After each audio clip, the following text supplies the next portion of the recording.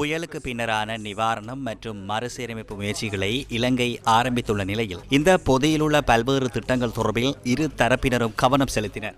நான் ஏற்கனவே குறிப்பிட்டது போன்று இந்திய தரப்பில் முன்னெடுக்கப்பட்டு வரும் சில முயற்சிகள் மற்றும் இரு நாடுகளுக்கும் இடையே ஏற்கனவே கலந்துரையாடப்பட்ட சில முன்மொழிவுகள் தொடர்பில் குடியரசு துணை ஜனாதிபதி குறிப்பிட்டார். திருகோணமலையில் உள்ள எரிசக்தி களஞ்சிய சாலை தொடர்பான திட்டம் மற்றும் இந்தியா இலங்கையை எண்ணெய் குழாய் ஊடாக இணைப்பதற்கான முன்மொழிவுகள் குறிப்பிடத்தக்கது.